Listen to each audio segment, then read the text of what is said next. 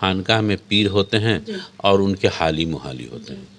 آج کے دور میں جو کچھ میں نے جب سے بھی ہوش سنبھالا اور جو کچھ میں دیکھ رہا ہوں، اور شریعت کی نگاہ سے اگر دیکھوں تو یہ مکمل ناجائز ہے، مکمل ناجائز ہے.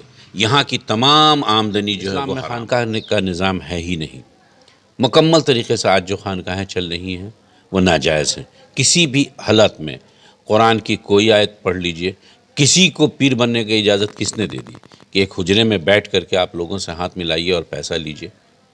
وہ پیسہ آپ کے بغیر محنت کا ملا ہوا پیسہ جو ہے اس کا نام بدل دیا آپ نے، اس حرام پیسے کا آپ نے نام بدل دیا نذرانہ. یہ کسی بھی حالت میں اسلام میں جائز نہیں ہے. یہ نذرانہ کیا حرام پیسہ ہو رہا ہے؟ مکمل حرام ہے. بنا کسی محنت کے معاوضہ آپ کو مل رہا ہے. کس بات کا؟ کیوں آپ ایک پیر بنے ہوئے؟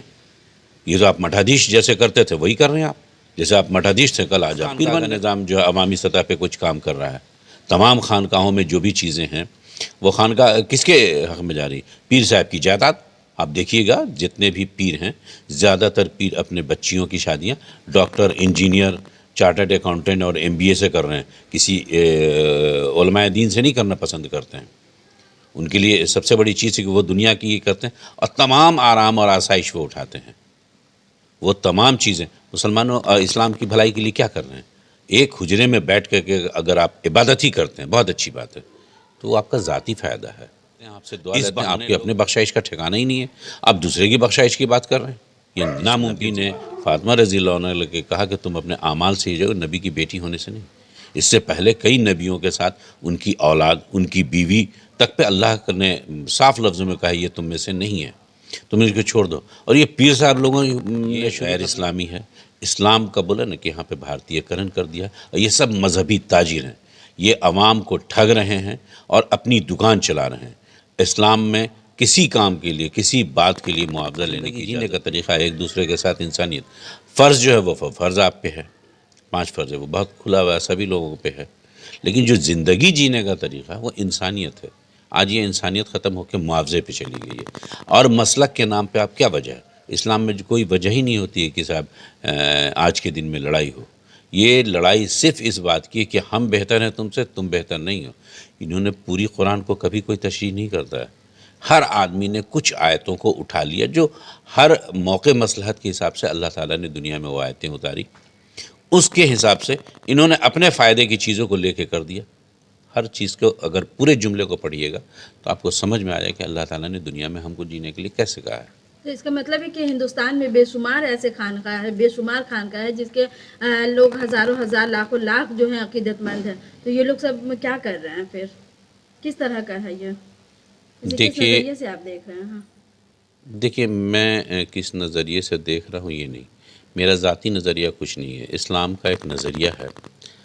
اسلام میں جب آپ شامل ہو گئے تو شخصیت پرستی ختم ہو جاتی ہے. یہ یاد رکھیے گا. رسول اللہ کے آخری خطبے کو اگر آپ یاد کریں تو انہوں نے کہا دین مکمل ہو گیا. دین مکمل ہو گیا تو پھر آپ نئی چیزیں کیسے رائج کر رہے ہیں؟ اس کا مطلب ہے کہ آپ نے یہ سمجھا کہ رسول اللہ، نعوذ باللہ آپ اپنے آپ کو رسول اللہ سے بھی اوپر سمجھ رہے ہیں. تبھی نا جب دین مکمل ہو گیا، کوئی ایک چیز مکمل ہو گئی تو اس میں نہ کوئی چیز گھٹائی جا سکتی ہے نہ بڑھائی جا سکتی ہے. موقع مصلحت کے تحت اگر کوئی بات آتی ہے تو اس کے بھی راستے بتائے گئے ہیں. ان لوگوں نے ان چیزوں کو عمل میں نہیں لایا. انہوں نے کہا کہ صاحب بھائی میں تو ولی ہوں، اپنے آپ کو خود ہی آپ نے ڈکلیئر کریے. اور ولی بھی کیسا؟ آپ دیکھیے کربلا کی پوری جنگ کس وجہ سے ہوئی، کربلا ہوا کس وجہ سے کہ صاحب اس میں باپ کی گدی بیٹا لے گا، ایسا نہیں ہے. یہ حکومت نہیں ہے، یہ مذہبی ہے. تو یہاں آپ دیکھیں گے ایک پیر صاحب ختم ہوگا تو ان کا اگلا بیٹا پیر بنے گا، پیر کا بیٹا پیر بنے گا. ایسی اجازت اسلام میں نہیں ہے. جو ہم میں بہتر ہوگا وہ ہمارا امام ہوگا.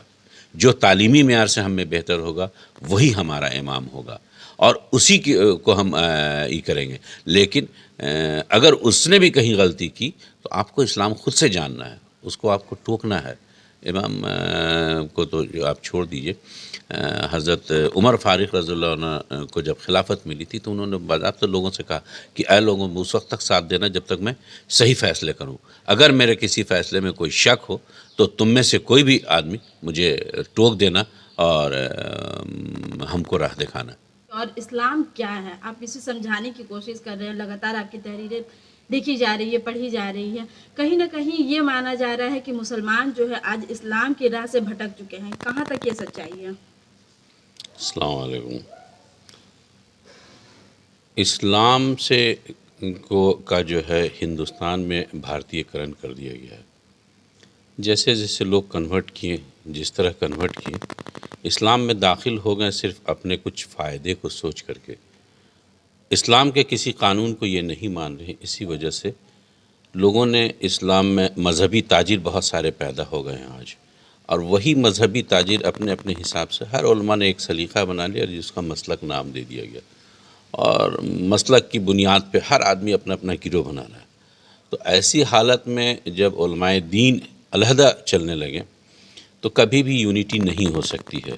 یہ جو لوگ بھی کہہ رہے ہیں کہ صاحب ہم یونائٹ کر لیں گے, وہ ایک مذاق کر رہے ہیں اور لوگوں کے آنکھوں میں دھول جھونک رہے ہیں. کوئی سوال ہی نہیں پیدا ہوتا کہ مسلک آپ علیحدہ ہوں اور مومن ایک ہو جائے. ایسا ہو ہی نہیں سکتا. کیا لگ رہا ہے کہ آج یہ مسلک کی بنیاد کی وجہ سے یہ جو مسلکی جو پیچ و خم ہے جس کی وجہ سے اسلام پر سب سے زیادہ برا اثر پڑ رہا ہے؟ دیکھیے, اسلام پہ نہ کل برا اثر پڑ رہا تھا نہ آج برا اثر پڑ رہا, اور اسلام اللہ کا دین ہے, اس پہ کبھی کوئی برا اثر نہیں پڑے گا. یہ جو سو کالڈ مسلم ہیں اور جو علیحدہ علیحدہ نظام اپنا قائم کر رہے ہیں, ان پہ فرق پڑے گا. ان کی آخرت بری ہوگی اور یہ لوگوں کی دنیا بری کر رہے ہیں اور لوگوں کو بہکا رہے ہیں. زیادہ تر عذاب کے جو مستحق ہوں گے وہ یہی لوگ ہوں گے جو مسلک پھیلا رہے ہیں اور مسلک کے نام پہ ایک دوسرے سے نفرت سکھا رہے ہیں. بہت زیادہ جو بڑھ چکے ہیں, اس کی بنیادی وجہ ان کی اپنی سوچ ہے, اور کہیں نہ کہیں وہ سب مذہبی تاجر ہیں اور مذہب سے تجارت کر رہے ہیں. اپنی اپنی دکانیں چلا رہے ہیں وہ, اور عوام کو بہکا رہے ہیں. عوام اگر جس دن قرآن کو صحیح ڈھنگ سے پڑھ لے تو سمجھ جائے. خلفائے راشدین کو جس دن مسلمان پڑھ لیں گے سمجھ جائیں گے. اب خلفائے راشدین کے بعد سے آپ جب پڑھیں گے تو ہر شخص نے اپنے اپنے حساب سے اپنی اپنی باتیں لکھ دی. قرآن تبدیل نہیں ہوگا, اللہ نے وعدہ کیا. اور چاروں خلفاء جو ہیں ان کی زندگی کو آپ پڑھ لیجئے, بس کچھ نہیں. اسلام زندگی جینے کا طریقہ ہے. انہوں نے زندگی جینے کا طریقہ ہر علماء نے اپنے حساب سے بنا دیا ہے. جی.